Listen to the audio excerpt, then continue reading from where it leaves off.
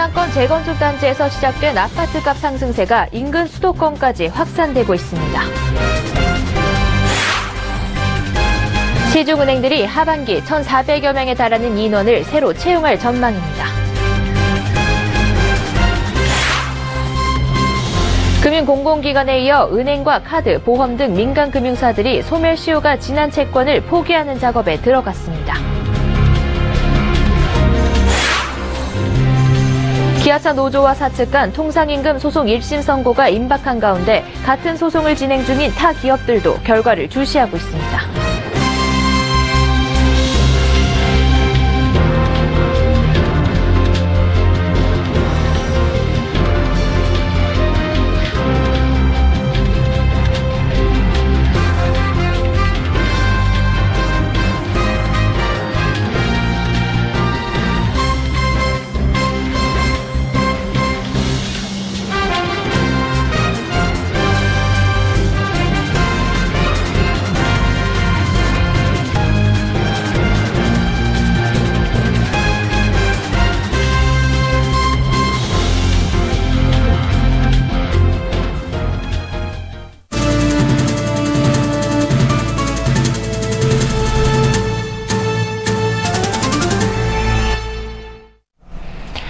시청자 여러분 안녕하십니까? 센 경제 현장 양한나입니다.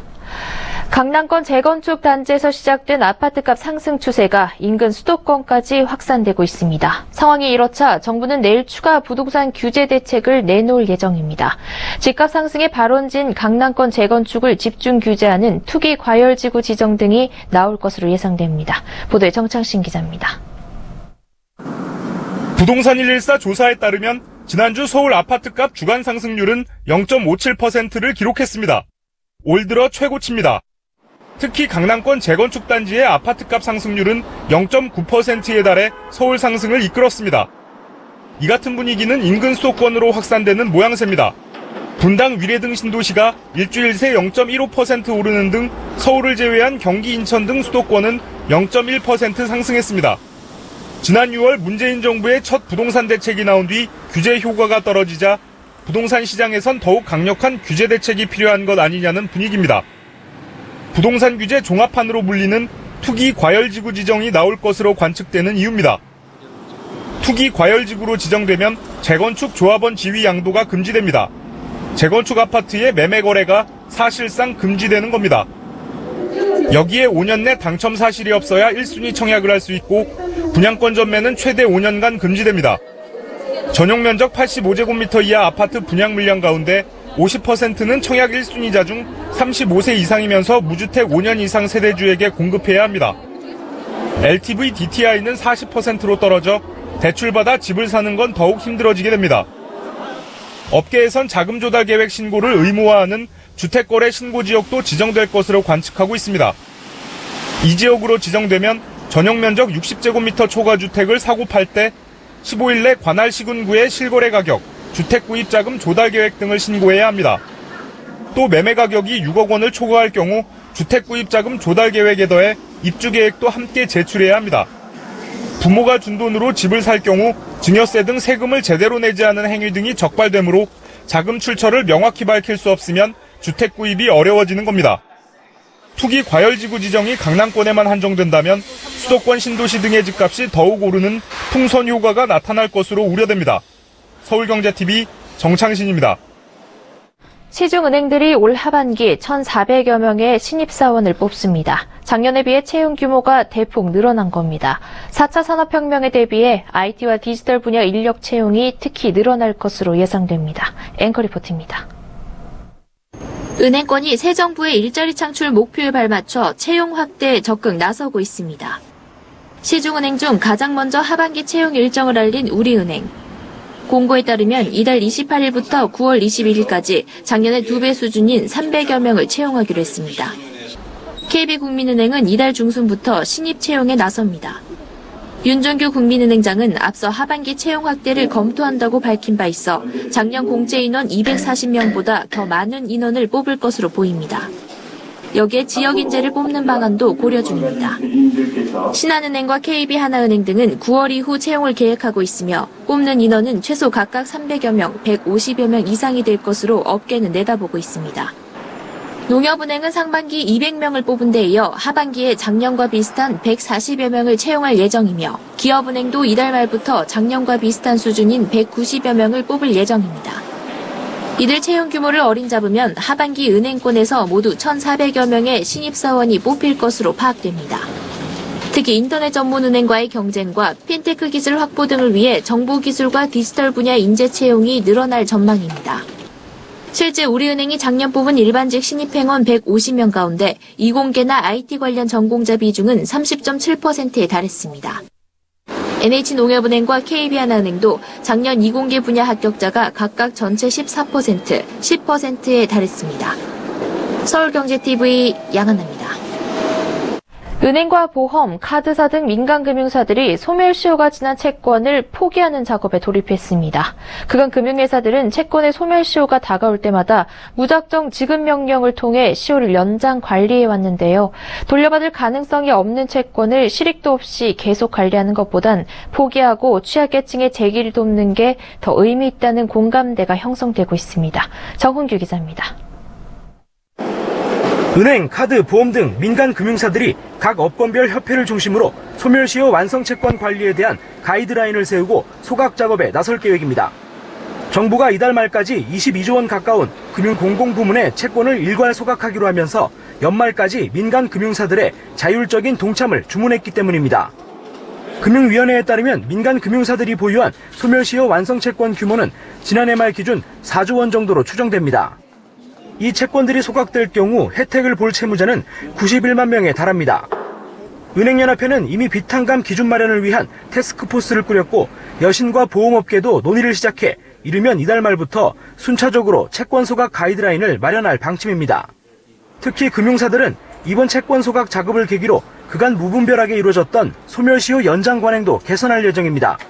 돌려받을 가능성이 사실상 없는 채권을 대책 없이 장시간 들고 있는 것보다 취약 채무자가 재기할 수 있도록 돕는 게 더 의미 있다는 공감대가 새 정부 들어 형성됐기 때문입니다. 금융채권의 소멸시효는 상법상 5년으로 이 기간 채권자가 돈 받을 권리를 행사하지 않으면 채무자의 변제 의무는 사라집니다. 그런데 금융사들은 그동안 소멸시효가 도래할 때마다 채무자의 상환 능력 여부에 대한 평가 없이 법원의 지급 명령을 받아 길게는 25년까지 시효를 연장해왔습니다. 받을 수 있건 없건 채권 권리는 최대한 길게 연장하고 본 겁니다. 앞으로는 적절한 시효 연장 기준을 통해 상환이 불가능하다고 판단되는 채권은 연장 없이 소멸시효를 인정해줄 예정입니다. 서울경제TV 정훈규입니다. 6년간 공방을 벌여온 기아차 노조와 사측 간 통상임금 소송 1심 결과가 오는 17일에 나옵니다. 기아차가 소송에서 지게 되면 최대 3조 원에 달하는 금액을 부담해야 합니다. 현재 기아차뿐 아니라 한국GM, 현대중공업 등 많은 기업들이 통상임금 소송을 진행하고 있어 기아차의 소송 결과가 미칠 파장에 산업계도 긴장하고 있습니다. 김혜영 기자입니다. 지난 2011년 기아차 노조조합원 27,459명에 이어 2014년에는 노조조합원 대표 13명이 회사를 상대로 소송을 냈습니다. 모두 상여금을 통상임금으로 인정해달라는 소송을 제기한 겁니다. 쟁점은 기아차의 상여금이 통상임금의 요건인 정기성, 일률성, 고정성을 충족하느냐와 통상임금 지급 결론이 나오더라도 신의성실의 원칙이 적용되느냐 두 가지입니다. 우선 기아차의 경우 별다른 상여금 시행 세칙이 없어 불리한 상황. 앞서 현대차의 경우 2달 동안 15일 미만의 근무한 자에겐 상여금을 지급하지 않는다는 규정을 근거로 일정한 일수 이상 근무해야만 지급하는 상여금은 고정성이 없다는 판단 아래 승소했습니다. 기아차가 폐소 시 떠안아야 하는 부담은 소급분까지 포함해 무려 3조 원. 올 들어 매출이 급감하면서 올 상반기 벌어들인 돈은 7,868억 원에 그쳤습니다. 영업 상황이 악화되고 있는 터에 회사 측의 폐소가 확정되면 매년 최대 1조 원의 추가 임금 부담이 발생할 수 있습니다. 사측은 폐소하더라도 신의성실의 원칙이 적용될 가능성에 기대를 걸고 있습니다. 앞서 대법원은 2013년 전원합의체 판결에서 노동자의 통상임금 확대 청구로 회사에 중대한 경영상 위기가 발생한다면 신의 측에 위반되기 때문에 미지급된 통상임금을 지급하지 않아도 된다고 판시한 바 있습니다. 한편 재계는 이번 소송 결과에 촉각을 곤두세우고 있습니다. 이는 비단 기아차만의 문제가 아니기 때문입니다. 현재 한국GM, 현대중공업, 삼성중공업, 아시아나항공 등에서 통상임금 소송을 진행 중입니다. 이번 소송 결과에 따라 재계가 천문학적 금액을 부담해야 할 수도 있는 만큼 통상임금 소송이 하반기 산업계 최대 현안으로 부상하고 있습니다. 서울경제TV 김혜영입니다. 최근 물가가 심상치가 않습니다. 특히 지난달 가뭄과 홍수가 거듭되면서 채소값이 10% 가까이 올랐습니다.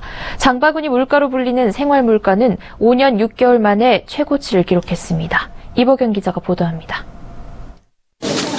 서울의 한 대형마트. 장을 보러 온 주부들이 진열된 상품을 들었다 놨다 반복하며 좀처럼 장바구니에 물건을 담지 못합니다. 보통 우리 이목구는 밥상 거 살라고 해도 너무너무 많이 올라가지고 지금 두리번 고르고 있어요. 좀 골라봐야죠. 통계청은 지난달 소비자 물가가 전년보다 2.2% 상승했다고 밝혔습니다. 특히 생활물가는 3.1%나 뛰어 5년 6개월 만에 최고 상승폭을 기록했습니다. 밥상 물가와 연결되는 농축수산물이 8.6%나 오르면서 물가 상승을 주도했습니다. 배추, 상추 등 채소류가 10.1%나 상승하면서 농산물 물가가 9.8% 올랐습니다. 7월 장마로 비가 많이 왔고 폭염도 있었던 탓에 작황이 좋지 않았기 때문입니다. 또 AI 여파로 달걀 가격은 여전히 64.8%나 급등했고 어획량 감소 여파로 오징어 가격이 50% 넘게 오르는 등 수산물과 축산물의 가격도 각각 5.7%, 8.1% 상승했습니다. 여기에 지난해 한국전력공사가 전기료를 한시적으로 인하한 데 따른 기저효과가 작용해 전기, 수도, 가스 가격도 전년보다 8%나 뛰었습니다. 생활물가 불안은 채소류의 수급이 개선되는 9월이 돼서야 풀린다는 예측입니다. 이에 정부는 제3차 물가관계 장관회의를 열고 정부 비축 물량을 출하하고 반값 할인 행사 등을 열겠다는 대책을 마련했습니다. 또 계란값 안정을 위해선 연말까지 계란류 9개 품목을 무관세로 수입할 수 있도록 했습니다. 서울경제TV 이보경입니다. 법원 경매에서 서울 강북권 소형 아파트 인기가 치솟고 있습니다. 법원 경매 전문회사 GG옥션에 따르면 지난달 서울 아파트 낙찰 물건 중 응찰자 상위 10건 중 8건이 강북권 아파트 매물이었습니다. 지난달 경매에 나온 서울 아파트 중 가장 많은 85명이 입찰한 물건은 노원구 월계동 3호 4차 아파트였습니다. 이어 구로구 구로동 구로주공 아파트가 2위를 차지했고 4위와 5위 역시 도봉구 창동 주공 아파트와 노원구 상계동 상계 주공 아파트 등 강북권 지역 아파트였습니다. 또 응찰자 상위 물건 대부분이 소형 면적이었습니다. GG옥션은 서울 집값이 급등하면서 상대적으로 저렴한 강북권과 소형 아파트에 실수요들이 몰리고 있다고 설명했습니다. 올 들어 이직한 비정규직 직장인 가운데 정규직으로 재취업한 경우가 절반에도 못 미쳤습니다. 취업포털 자코리아가 올해 상반기 직장을 옮긴 경험이 있는 직장인 708명을 대상으로 설문조사한 결과 이전 직장에서 비정규직이었다 정규직으로 재취업했다는 응답 비율은 45.3%에 그쳤습니다. 비정규직에서 또다시 비정규직으로 수평 이동한 응답자는 54.7%였습니다. 이에 비해 이전에 정규직이었던 직장인들은 90.2%가 다시 정규직으로 재취업했고 비정규직이 된 경우는 9.8%에 불과했습니다. 특히 이직할 경우 이전 직장의 고용 형태에 따라 새 직장의 연봉 수준도 차이를 보였습니다. 정규직의 경우 62.3%가 이직하면서 연봉이 올랐고 비정규직은 35.8%에 그쳤습니다. 이전 수준과 같다거나 오히려 내렸다는 60%를 넘어섰습니다. 금융자산이 10억 원 이상인 부자 수가 지난해 24만 2천 명으로 전년 대비 14.8% 늘어났습니다. 1년 새 3만 1,000명이 늘어난 겁니다. 이들 부자가 보유한 금융자산은 총 552조 원으로 가계 총 금융자산의 16.3%를 보유하고 있습니다. 이는 전년 대비 1%포인트 증가한 수치입니다. KB금융은 2011년부터 매년 금융자산이 10억 원 이상인 개인을 대상으로 설문조사를 통해 한국 부자 보고서를 내고 있습니다. 보고서에 따르면 한국 부자 수는 2012년 16만 3천 명에서 지난해 24만 2천 명으로 연평균 10%씩 증가하고 있으며 이들이 차지하는 금융자산 규모도 같은 기간 366조 원에서 지난해 552조 원으로 연평균 10%씩 늘었습니다. 김도진 IBK 기업은행장이 중소기업 성장을 지원하는 동반자 금융을 통해 10만 개의 일자리 창출을 지원하겠다고 선언했습니다. 김 행장은 오늘 서울 중구 을지로 본점에서 임직원 400여 명이 참석한 가운데 열린 창립 56주년 기념식에서 이렇게 말했습니다. 김 행장은 기념사에서 동반자 금융과 성장을 위한 성장에서 이익을 내는 성장으로의 변화, 고객의 마음을 우선하는 자세를 강조했습니다. 행사 중간에 열린 동반자금융 브랜드 선포식에서는 중소기업의 모든 성장 단계마다 함께하는 성장금융, 제도약금융, 선순환금융 등 3가지 플랫폼을 IBK만의 DNA로 정착시켜 나갈 것을 주문했습니다. 아울러 김 행장은 성장과 제도약, 그리고 선순환이라는 동반자 금융 속에서 양질의 일자리가 생겨나도록 일자리 창출 10만 명 프로젝트를 완성해 나가겠다고 말했습니다. 7월 이동통신 시장의 번호 이동이 2년 6개월 만에 최고치를 기록했습니다.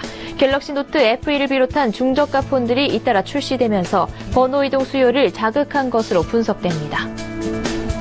반도체와 선박 등 주력 품목의 수출 실적이 개선되면서 우리나라 수출이 9개월 연속 증가했습니다. 올 들어서는 7개월 연속 두 자릿수 증가율을 기록했습니다.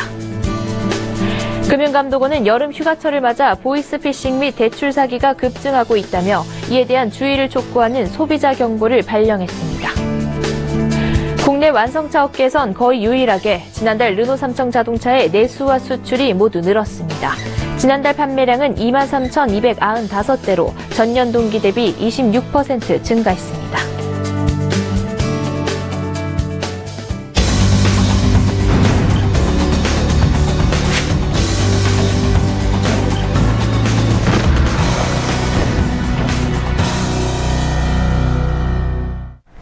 우리나라 중소기업 제품을 미국과 일본의 온라인 쇼핑몰을 통해서 판매하고 있는 회사가 있습니다. 바로 크레이드 인터내셔널인데요.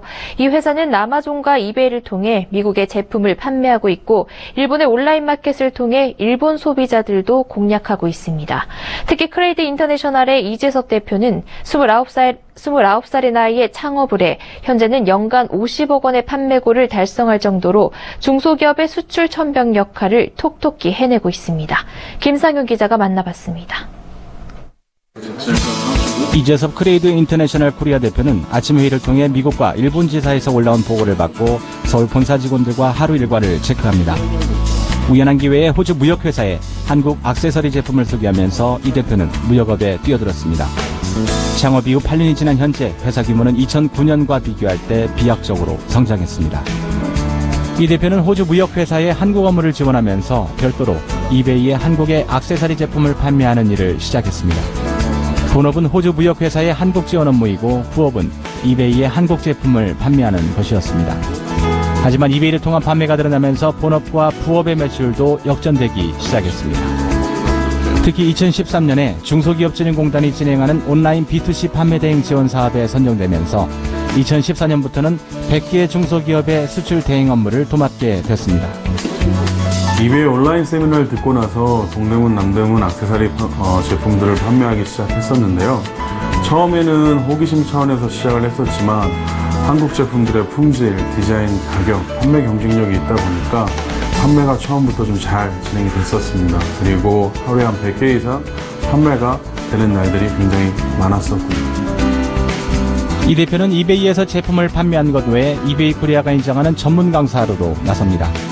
이베이에 제품을 판매하고자 하는 사람들에게 노하우를 전수하는 셈입니다. 결국 먼저 얻은 지식을 나눈다고 해서 경쟁자를 양성하는 것은 아니라고 생각했었는데요.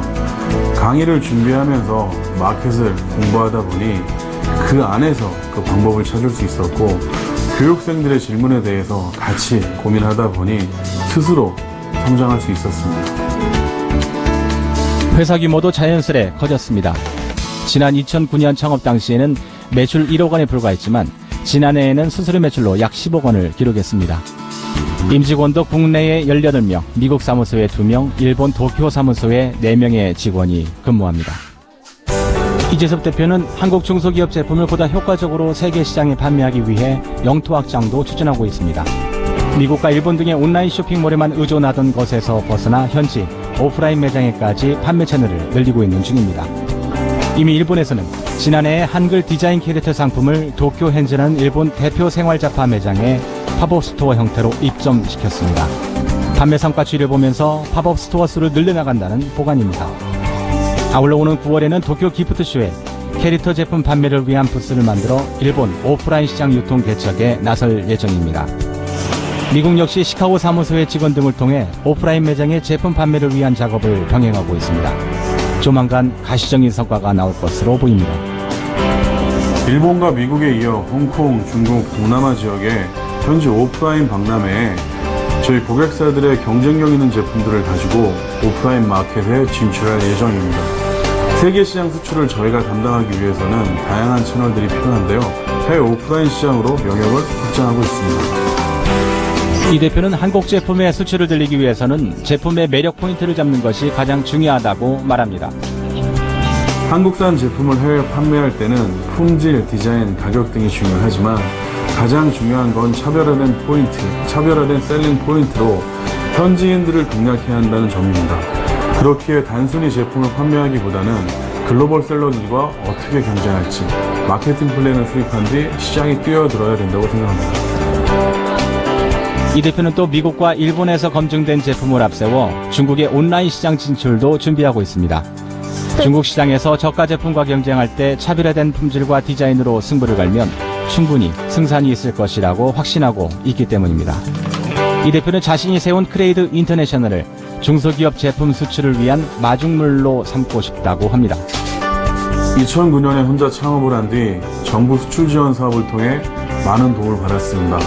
가능하다면 소기업, 소상공인, 중소기업 제품을 해외에 수출할 때 작은 미랄이 되고 싶은데요.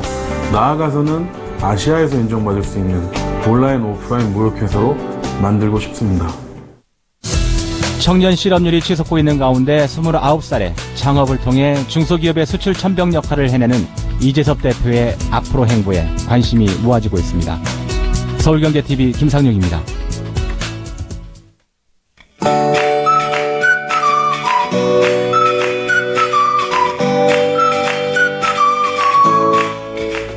안녕하세요. K웨더 라이프스타일 예보 윤재양입니다. 오늘 무더위 속에 대기가 불안정해지면서 곳에 따라 소나기 구름이 발달하고 있습니다. 저녁까지 동해안을 제외한 전국 곳곳에 소나기가 오겠습니다. 현재 서쪽 지방을 중심으로 폭염특보가 내려져 있는데요. 오늘 밤부터 내일 아침 사이 열대야 현상이 나타나는 곳이 있겠고요. 내일도 오늘만큼 덥겠습니다. 서울과 광주의 낮 기온 33도로 예상됩니다. 내일 전국에 구름이 많은 가운데 대기가 불안정해지면서 중북부 내륙 지역을 중심으로 오후 한때 소나기 오는 곳이 있겠습니다. 내일은 북태평양 고기압의 가장자리에 들겠습니다. 자세한 지역별 날씨는 나절 예보로 알아보겠습니다. 중부지방 구름 많겠고요. 중북부 내륙으로 소나기 오는 곳이 있겠습니다. 기온은 오늘과 비슷하겠습니다. 동해안 지방 구름이 많겠습니다. 낮 기온 속초 27도, 강릉 28도로 예상됩니다. 남부지방도 구름 많은 가운데 한낮에 광주 33도, 대구 30도, 제주는 31도까지 오르겠습니다. 물결은 서해와 남해상에서 최고 2.5m로 약간 높게 일겠습니다. 주 후반 대체로 구름이 많은 가운데 폭염이 계속될 전망입니다. 또 일요일부터 월요일 사이 중북부 지방을 중심으로 비가 내리겠습니다. 날씨였습니다. 센 경제 현장 여기까지입니다. 시청해주신 여러분 고맙습니다.